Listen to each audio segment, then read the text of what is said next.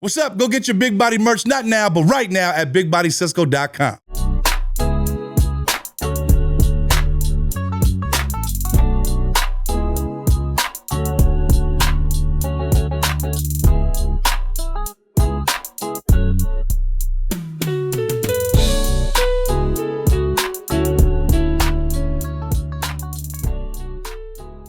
What's up, y'all? It's your boy, Big Body Cisco, back with another installment of your favorite podcast. Can We Talk with your boy, Big Body Cisco? And this week's special guest, come on, we got to do it for the youngsters one time. We got Johnny Punani. Say what's up to the people, Johnny. Yo, how's everyone doing? And we're going to get more into what he's doing here, but I'm telling you, we got a lot of stuff. We're talking crypto. We're talking content. We're going to talk all that stuff. But first things first, let's get to what we got going on. I just get back from the Julian Marley show we did. Off his Uprising tour. We were over there at the Garden Amphitheater. Dope venue out there in Garden Grove. Me, Wastafa, shout out Crooked Trees, SGV Vibes, Irie Nature. We went up there. We have Mellow Man Ace, who's actually a part of Crooked Trees, hip-hop legend that came and hopped on stage with us. All the videos are on my Instagram. Go check that out as well. But like I said, we did the show with Julian Marley. If you guys know, that's Bob Marley's son. And like people always say, I hate saying Bob Marley's son because he's more than that. He has a Grammy Award winner. He's also writing this whole thing with Exodus. He performs his dad's songs, but dope concert out there in Garden Grove. Make sure, because now it's show season. Now we got that. We got Holo festivals coming up. We got a lot of shows coming up for this summer into the winter, but it's going to be a dope time. But we got to just go ahead and address the elephant in the room that's been going on social media. T.I. versus 50 Cent. Rapper T.I., they're arguing again. And they're starting to drag the family into it. T.I.'s son, talking about, and then he's talking about Tiny, but it began with a disagreement over a versus battle. If you guys see, that would actually be a dope battle. You watch Versus? I have no clue what that is. Come on, Johnny. I have no clue. But Versus is where people use their catalog and they go against each other. So during the pandemic, Swiss Beats and Timbaland, everyone was locked up. So what they did was kind of say they took this artist against this artist, and they was basically just putting each other's music catalog against each other. So this came about where T.I. and 50 Cent had a disagreement about going against each other. T.I. released a diss track called The Right One. Now, if you guys know 50 Cent, he's one of the biggest trolls on Instagram. If he gonna talk shit about you, he gonna talk shit to the jugular and to the white meat. So he drug in Tiny. If y'all know Tiny's from Escape, that's T.I.'s wife. But then also drug in T.I.'s son. 50 responded by posting memes about T.I.'s family. One thing about me, when I shit talk, the one thing you don't do, you don't go against the family. You don't talk about somebody's mother. The son came on there and was like, well, you talking about my mama. What about your dead ass mama? I was like, God damn. You just gonna bring up the dead ass mama? That's a little low blow right there. But drop the classics. I'm telling you, it's been over 20 years since they began making music. They're still using the internet. But the discussion for you guys, is rap beef more about the music or the social media engagement? Everything that you guys are talking about, put it in the comments right now. Moving on, now, casino voucher. This guy went over there. If you guys see this guy right here, he found a casino voucher. You know the thing you guys get out of the slot machine? $14,000 laying on the ground. Right there it says $14,000. He picked it up. Instead of going to turn in and getting the $14,000 to turn it into the casino, guess what the casino gave him for turning in $14,000? $50. $50 for $14,000? Shit, you got me fucked up. Because if you think that I just gonna pass up $14,000 for a $50 coupon and a voucher to the buffet, you're full of shit. At what dollar amount does the reward for honesty be coming in? So would you have to turn in the $14,000 ticket? Be honest. Yeah, I would have, because I would expect to get that $14,000. Man, see, that's exactly what I'm talking about. You would think that these casinos, as much money as they making, would have gave them a little something more than $50. But $50 and keep the buffet voucher as well. Happiest rant on earth. And I don't want, look, Disney, Mickey Mouse don't come after me. Donald Duck don't come after me. I just went, after I had the show with Julian Marley, I took my kids and my grandkids for my granddaughter Ivy's first birthday to Disneyland. I ain't been to Disneyland since I took my kids. When's the last time you've been to Disneyland, Johnny? I went to Disneyland September last year. Okay. And tell me about what your experience is like. When you go, like, how old are you, Johnny? I'm 17. 17 years old, going to Disneyland. How was your experience going to there? Well, I've been to Disneyland a lot. It's definitely crowded. Yeah. Every no matter what. Anyway, lines. Just insanely crowded. Yeah. And well, we actually had the Fast Pass. See, that's another thing too. Fast Pass, that's for you VIP motherfuckers out there. Because if you got a Fast Pass, you bypass the line. But these Fast Pass, they ain't cheap. These things are expensive. Like I try to go there. God rest my brother Fiji. So I try to just say I needed a wheelchair or a scooter, and I got to stop doing that because you can't do that because that's for the real people who need it. But at one point I thought that. But going there with kids and grandkids, like 17 years old, that's like a good time. When you go in there with toddlers and babies, it's a little different. Everything costs. I went to get some water for me and my son, $30. Went to get a turkey leg, some garlic bread, a chimichanga, $75. You are going to spend some money at Disneyland. They call it the happiest place on earth. I call it the most expensive place on earth because you guys got us fooled. Did you watch the parade at the end, the Main Street Parade? I haven't seen that. See, Actually, no. Yeah, I saw the parade. So I thought the parade all these years was a fun thing to bring the kids to. So I had my granddaughter on my shoulders. And I'm watching, you have the Elsas go by, you have the cars go by. Then they had Mickey Mouse come by. They had this thing behind Mickey Mouse. It was like what I noticed, I looked across the crowd, that little thing that was going was hypnotizing the crowd to go spend more money. And the reason I say that to say this is because when I was looking at it and then they turn the lights on when Mickey passes, I looked and the stores are open selling stuff that you've seen. It's all strategic. And Walt Disney, you motherfucker, you making hand over fist on money. But I'm telling y'all, if you guys go there, go as a 17-year-old. Go have fun with your friends. Go with grandkids and kids. And this is what I told my son. I went as a kid and we took my grandkids. They were 2 years old. They are not going to remember this Disneyland trip. So if you go to the backyard and make your own Disneyland, it could be the same thing. Would you have remembered if they had pulled that over you, like made the backyard Disneyland instead of going to Disneyland? I wouldn't remember both of them. Right. None of it. I'm telling you guys, it's a dope thing. Going on, NRL. National Rugby League coming over there from Australia and New Zealand is in Las Vegas. It's going down this weekend. I'm actually headed over to Resorts World to go talk to some of the players, but also Jai has a big fight coming up. We're going to be talking to him. Stay tuned for all of that because all that is going to be done on the Western Conference Podcast channel. And also Pacquiao and Mayweather just signed a deal to fight at the Sphere. So you got to tell me, you know who Manny Pacquiao is, right? Yep, I'm Filipino. I was about to say, being a Filipino, you got to know who Manny is. But Manny got to be 87 years old at this point in his career. Shout out Floyd Mayweather. Shout out Manny Pacquiao. But they're going to be the first boxing match at the Sphere in September. Both men are nearly 50 years old, and it will be streamed on Netflix. Are you paying for this fight? I want to watch it. I mean, you're Filipino. So, shout out all my Filipinos. I got a couple of Filipino baby mamas, so I got to be intertwined with the Filipino culture. But this is going to be, it's a discussion. Is the attraction of the legendary boxers or is it the technology of the venue that they're fighting in? Have you been to the Sphere yet? I haven't been inside. I've only seen it outside. Yeah. But I've seen videos, like the Sean O'Malley UFC Yes. fight. That looks fire. So like the videos in there are dope, like Backstreet Boys. I think there's a concert. They have the Wizard of Oz that's going on. Sphere, I have not yet been inside, but that's definitely going to be something that I want to go check out. Moving on, the Meta patent. Meta, Facebook, has patented an AI that learns how you speak and post. Pay attention, especially as a content creator. Remember, when you die, the AI can continue to post and message as you. Tell me this ain't scary. It uses your past behavior to pretend you are still here. You are gone, but your profile remains active. It is a digital ghost. So basically, they're patenting where you can be AI. So if I pass tomorrow, Austin, they still gonna have Can We Talks and all that. Well, I would make sure we continue Can We Talk tomorrow if you died today. See, you ain't shit. See, this is shit I'm talking about. See, Austin, this is shit I'm talking about. But the question has to be asked: is it a digital legacy more comforting or more haunting for those left behind? I'm telling you guys, it's going to get scary. We talked about this last week with the AI and everything that's going on. It's just not a good thing if you use it in that manner.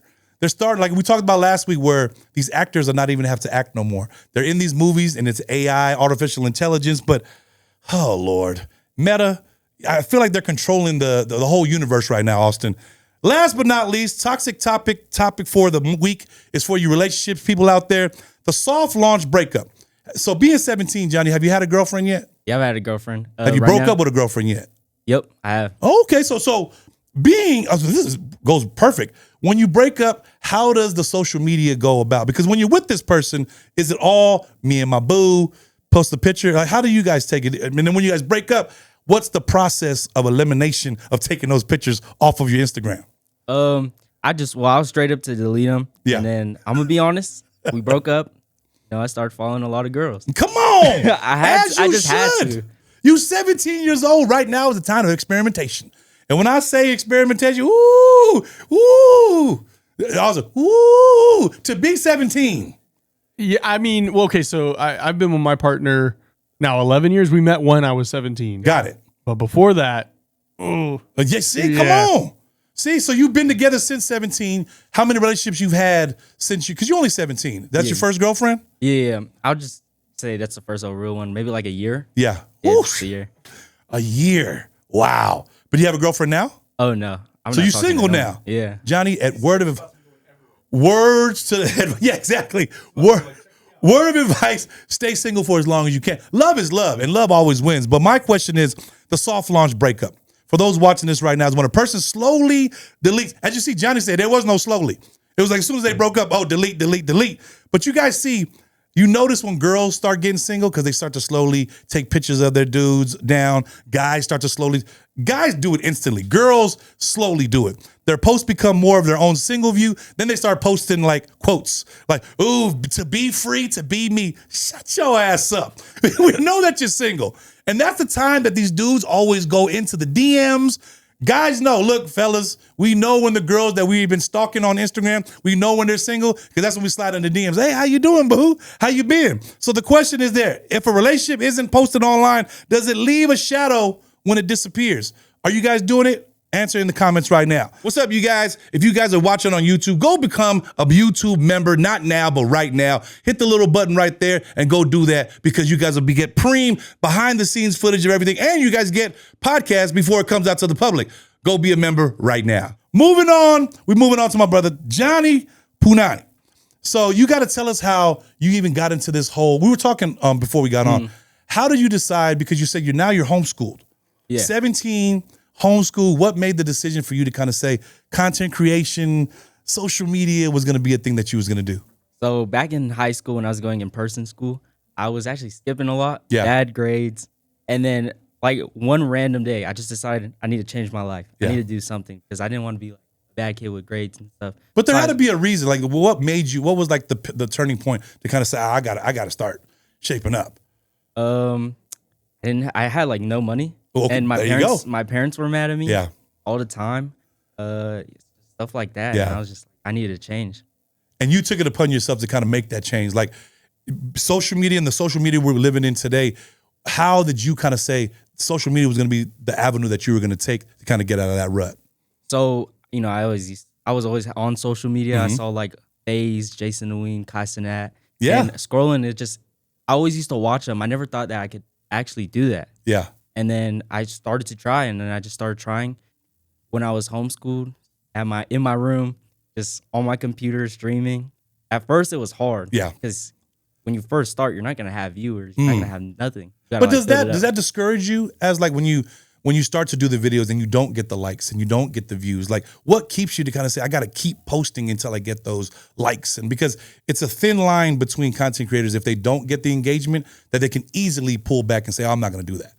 I think it's mostly just dedication, discipline, because I never ever let views or likes affect me, like whatever I do. Say that again, John. You got to say that again. Say it slowly for the people watching right now, because I think content creators watching this have to have that mindset. Say that again. You should never I never let my views, if it's low, I'm not gonna take it down. I'm gonna leave it up there, you know, because I'm working for me, Yeah. not for like other people. I'm trying to build myself up. Yeah. You know? And like kind of going off of you were talking about Kai and all that, like what is your thoughts like with you said you were doing IRL streaming for a little bit too. Like how does one even get into something like doing that? Because you see it with Kai and everybody else, like I show Speed and you see what they're doing, but like how does someone kind of like do the research and say, I can do this IRL streaming? I would just say that's a good one. That's a good one. So I just saw their IRL streams and I'm just like, okay, I'm in Vegas. Yeah. I'm just gonna go on my maps and like see what I could do here. Yeah. Right. And then I've gotten some creative ideas that I put together. Like I actually did a lemonade stand on the Las Vegas Strip. Wow. But the twist was, if you want the lemonade, you have to gift us a subscription on Twitch. Ooh, come on. So there was a hook for it. Yep, there you got was the a hook. lemonade on the strip, but you're going to get a follower or a like or a subscription to Yeah. your channel from there. Yeah, we didn't want the cash. We wanted it straight on our Twitch. Wow, that's genius. Yep. That's genius. So how did that even come about for you to even do something like that? You had to do some kind of research. Okay, so the best way to find ideas for like any streams or videos is like, you see the big people do it, right? Yeah. Oh, you think it's an amazing idea. It did good for them. A lot of people loved it. You take that and add your own twist to it. And once you add your own twist to it, maybe you can make it better. Yeah. But you always got to go through trial and error. Yeah. Yeah. So Trial. I mean, I think a lot of you guys don't like the trial and error part, but I think it goes to exactly what Johnny was talking about, where it's lesson, right? You're learning a lesson where you kind of see, I like what Kai does this. I like when I Show Speed does this, but I don't like this. So you kind of put it into your own way of doing things and kind of just go from there. Like, but how do you start to build your following? Like when you start to say, okay, monetization is a huge thing with content creators. How do you kind of just say the first time I'm going to start to monetize myself? Where do you do your research to even find something to monetize? I'm not gonna lie, I don't know, because like you stream on Twitch, yeah? Yes. And the monetization there, like you just get close with people, and then I did challenges like sub goals. Yeah. So I would have these goals, and in order for them to see me do like a 24-hour stream or me buzz cut my hair, Yeah. dye my hair, you have to give the subs, and that's how you monetize. Wow. like, So the streams. incentive. So you're giving them an Yeah. incentive, like to do something. Like if I do this, you guys have to subscribe to my page. Yep. Oh, see, I'm learning myself because I'm starting to look at like the younger generation of how you guys are doing this. And that's dope because now you're kind of giving people incentive to kind of say, hey, in order to see this, you got to do this, but you just got to do the littlest things, which is going to kind of build your following from there, right? Yeah, you always got to start off small, You don't always have to like monetize, like quick to monetize. You got to be in it to like enjoy and have fun. Yeah. You can't be in it just for the money strictly. Wow. Yeah. Because if you're looking for the monetization, it's not going to come right away. Yeah, it's not. If you're not gonna having the fun and you're not doing the things because monetization is like a reward for what you love doing. Yeah. And what I've noticed by looking at your page is like you're consistent. And how important is consistency in somebody that's doing something like this? consistency is very important because you just gotta like work at it every single day because you never know that there could have been one day, one video or one stream that you didn't do on that day. Yeah. That could have been a life change stream. Like I actually had one stream where I wasn't supposed to stream that day. I didn't want to, but I had already built a community and they wanted me to. So I was like, you know what, I'm just gonna do it. And that day is when a rapper, 310 Baby, Yeah. Yeah. he he came into my stream, Wow. gifted me subs, and he actually bought me a camera. Wow. That's crazy. Yeah, so That's crazy. That was just like miracle. Because then that's another thing. It's a good point too, because you never know who's going to pop in your stream. You never know. I mean, as long as you keep doing the stream, and then they can't pop in your stream if you're not streaming. Yep. So consistency goes back to what you were talking about, like to have a rapper come in there, get a camera, like that also motivates you as well, right? To kind of just keep doing what you're doing. Yeah, that was it was a blessing. Yeah. So so now that we're doing the streams, we got 310 Baby up in there, you got a camera. How does this crypto thing come about? Because I went on your page and I'm not even gonna lie. I done bought a few crypto coins just because of what the advice you was giving. Like, how does one at such a young age get into that space? All right, so it originally started with streaming. I networked up to meeting bigger people. Yeah. And you network with someone and then you meet their friends.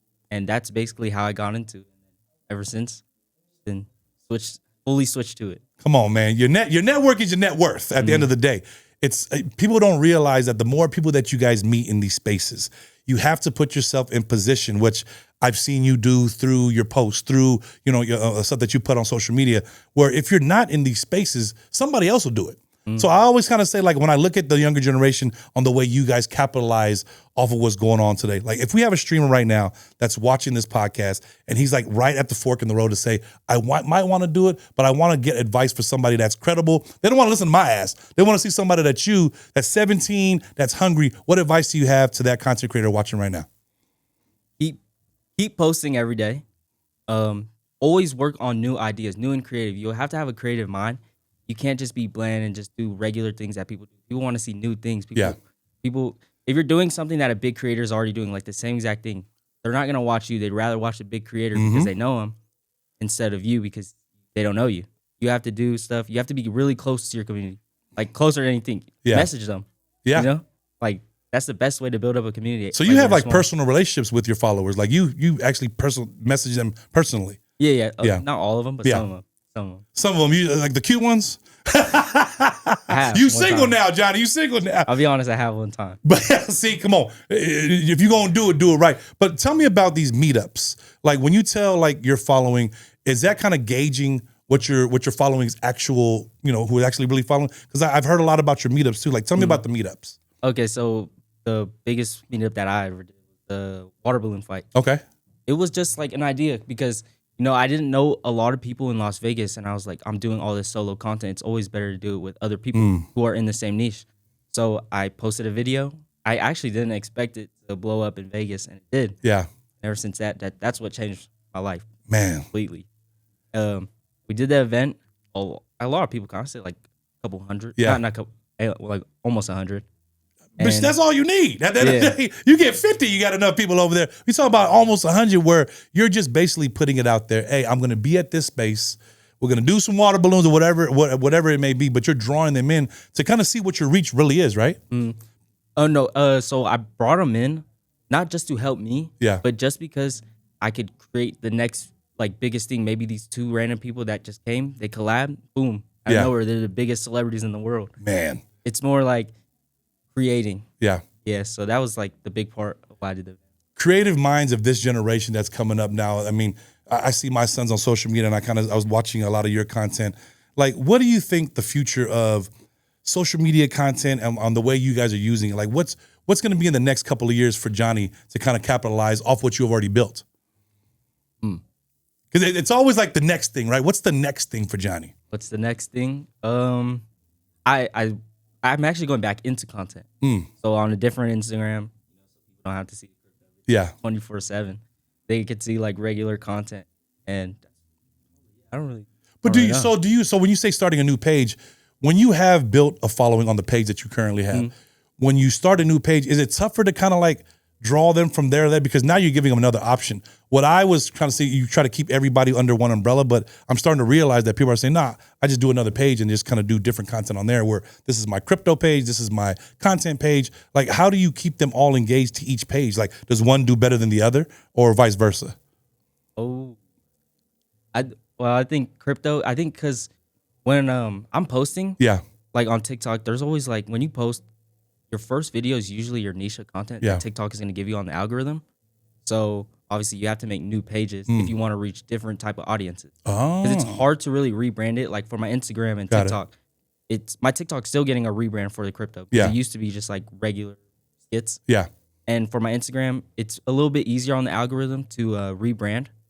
And that's how I fully rebranded my Instagram. That's I'm just crazy. gonna make a new page with just straight regular content, like skits, funny Yeah. stuff. Yeah. And you talked about algorithm.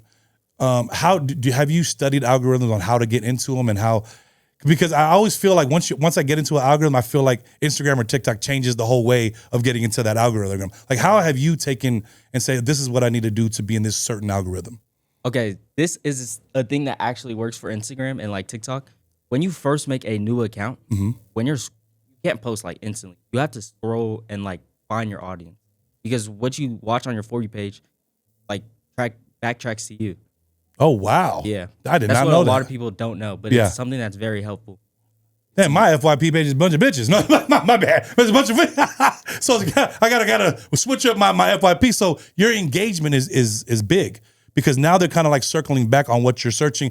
And how important is it to engage in pages that you do follow? Like, are you going to comment? Are you going to like? Is that big in like how you get into the algorithm on what you like and what you comment on? Yeah, for the crypto one, I would just find crypto videos, like it, watch the whole thing, and comment. Yeah, And that's how I got because like crypto audience on Instagram is pretty small. yeah, Like in general, it's pretty small. So that's exactly how I like did it. yeah. Crypto, it's a crazy space because it could be the hottest thing going at 1 second and it's going to be at the bare lowest at one. How do you kind of keep up with the Joneses and kind of saying, there's a lot of friends that I have was like, don't sell crypto, don't sell what you have. Because me to build this barbershop, I sold all my crypto. But now that I'm regretting it, that I kind of probably could have tripled and quadrupled it at the time. But like, what do you say to a person that kind of says, I have some crypto that I'm holding on to. What is some advice from you to kind of say, either do what with it? It depends. You really gotta like watch the news. Yeah. Watch the news. So that's like Me- your forecast report is the news on what they're doing. My with it. difference is it's meme coins. So it's have you ever heard of that? Yes, meme coin, like Meme Doge. coins. Yeah, like Yeah. even like Pump Fund and stuff. Wow. Yeah, so it's like real memes. Like, Yeah. there would be one called Butt Coin. Butt coin. See, I'm gonna write this. You writing this down, Austin? Butt coin. Okay. There would be a lot of viral memes, right? And this Yeah. is what I was telling people is you see these viral memes as a regular person. You're just like, oh, that's funny. Little did you know, there's people making millions of dollars because of that meme. Wow. Yeah. A good example is like, have you ever seen the Penguin? Yes. Yes. Penguin. That actually created a lot of millionaires. I did not know. I didn't know that this was all going on behind the scenes. The reason is because the White House posted, like, you know, when the politics get with the memes and they get together, that sends the meme coin from here all the way up there. Wow. Yeah. I hope. Are you writing this down, Dustin? Because we got to get on this train. Yeah. I just can't wait to make my own so I can just rug pull everybody. That's the real thing. That's the real thing these kids are doing now is they'll get their little meme coin and then they'll be like, hey, guess what? I got $10 million now. Like the Hawk Tua girl, she did that. Yeah. She rug pulled do everybody, that. and she's like, "What do you mean that's rug pulling?" It's like, yeah, it's called rug That pulling. is so crazy. But so like when we talk about like crypto and we talk about content, like what? So first of all, what social media platform do you kind of say does like Instagram leads more towards like a crypto audience than a TikTok audience does? Because I'm starting to hear like Snapchat's making a comeback, and I'm starting to see like certain social media platforms. Like, is there certain ones you stick with for certain things, or just kind of you got to stay in the loop? I use mainly TikTok and Instagram. YouTube. Back when I was streaming, I used every single one. Like, Yeah. Snapchat was really good. That's actually how I built most of my community. But at the same time, Snapchat has, you know, a younger audience. Yeah. So at that time when I was posting on Snapchat, my audience was very young. Yeah. Yeah. So they was like, and I feel like the younger audiences too, like their ADD kicks in, where if something doesn't catch their, you know, their doesn't get them in right away, they're done. Like their ADHD, they're you have to engage right away, especially with YouTube, because I know YouTube, like when we put long form videos up, it's more the short form videos that does better than the long form. But like, what's your advice to somebody that goes, are you doing the YouTube page? Are you telling people out there, make a YouTube page, make an Instagram page, make a Snapchat? Like, what's your advice to somebody that's just starting out? Just starting out, definitely get your first video. I mean, a lot of people, what they do, like starting as a content creator on TikTok, they would see a viral trend Yeah, and just copy the whole thing. man, like exactly Word how for it is. word. Yeah, Yeah, because like everyone does that. I mean, it's a trend. You're not really stealing it from that person. Yeah. You probably stole it too. now it's just a trend. It's a and you trend. just and That's how I it's see your it. take on the trend. Yeah, a lot of people do copy, and I know it does get crazy, but at the same time, you can't stop it. If his video goes viral more than yours, and it's the same exact thing, maybe he's better looking or Yeah. something. Or he. See, and that's why I was dope. That's why I had Johnny on here, because, you know, I don't really have a lot of 17-year-olds on the pod, but I felt it was important because inspiration's everything. And I think the inspiration that you have for this generation that are watching now, where, you know, it's cool to have my following kind of watch what I do, but having you come in here, because I don't know if we're able to talk about it, but you, speaking of inspiration, you just made a big purchase recently. Oh yeah, I Can you did. tell us a little something about that? I bought my dream car, an M4 competition. If this wasn't your camera, I would have knocked it down right now. If this was, I would knock all this shit down right now. But what was the basis behind that? Was that something that was like on your vision board, or was that something that was on a list of things that you were saying, I'm going to get this car, I'm going to do that? Like, especially for the younger generation watching, this guy just picked up an M4. Like, not a lot of people can do that at 17. Tell these people that are watching right now how that even came about and how you were able to obtain that. So that was actually one of my goals. As soon as it hit New Year's, I wrote it down. I actually have the notes Yeah. if you want to see, but You wrote it In down my that you're going to get notepad. an M4. yeah, that's a good thing. Manifestation, that's pretty good. Really good thing. But I wrote it down and I hit the goal second month into the year. See, yeah, I mean, see, let me go right down. I want me, you know what I'm talking about? Manifestation is a real thing. And I tell you guys all the time, where write down vision boards, stuff like that. This is real things, because once you speak into the universe is going to make it do what it do, as long as you're doing the work. And as you can see, Johnny's doing the work. He got his dream car. What's next on the list for Johnny? Next on the list. You got the M4. You got the dream car. What? Because I know there's a list. Like, are you just going down and you jot certain things down? Or are you like saying, no, now that I got that, I got to write a new list? Like, how do you go about kind of saying these attainable goals that you're doing? Because like, you're making the unattainable attainable. Someone watching this right now is like, oh, I would never think to ever get an M4. You're 17 years old and you did the groundwork you had to do to get it. But like, what's the next thing? Like, does it ever like be out of with arm's reach with what you can get, or is the possibilities endless? It's endless. I think writing your goals though is a really good thing. It keeps you going, keeps you reminded of what you want to do. Yeah. A lot of people write it down but forget. Yeah. I think you should write it down and remind yourself every single day. Have it on a note. Every single the day. phone. You wake up for one reason. Yeah. It's to complete that goal. Come on, man. And these goals are being completed here. It was dope to have Johnny over because I said, you know what? We was talking before the thing. I think this generation that's coming up, the guidance is there. The social media is there. The tools are there. YouTube University, everything's at you guys' fingertips. And this is like a prime example of why I wanted you up in here. So I thank you for coming on, sitting in with the Can We Talk, because we're talking about having you do content with the shop, with being, as being the Shack.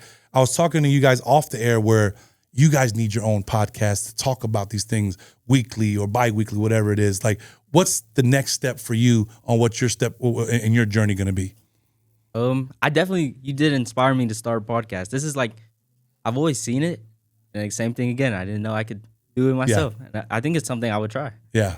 And it's dope. And I think you got to use the tools, kids.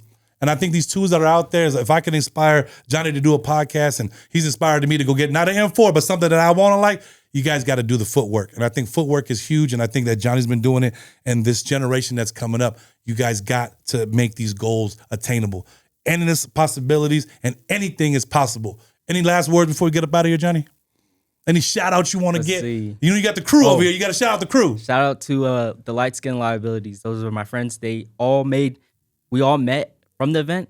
Oh, hold on. Go back to the name. The Light Skin Liabilities. Yep. Hold up. That's like LL Cool J, the Light Skin Liabilities. Okay. And tell us a story about that. So basically, they all met at the event. And they created a group. And recently, they actually just got in touch with Floyd Mayweather's son. Wow. Yeah, they've been killing it. Come on, man. And you guys are killing it just in general. The Light Skin Liability going to be a podcast soon? Come on, man. That'd be amazing. Light Skin Liability, Johnny Punani. How'd the name come about? It rhymed. It's a crazy name, but it rhymed. Johnny Punani, Light Skin Liability, your boy Big Body Cisco. Can We Talk podcast? Tell a friend to tell 10 million. We'll see you on the next one. Peace. What's up, you guys? If you like what you guys are seeing and what you're hearing, make sure you like, subscribe, comment on everything right here. Because the more you guys do that, the more I do these. So do it right now.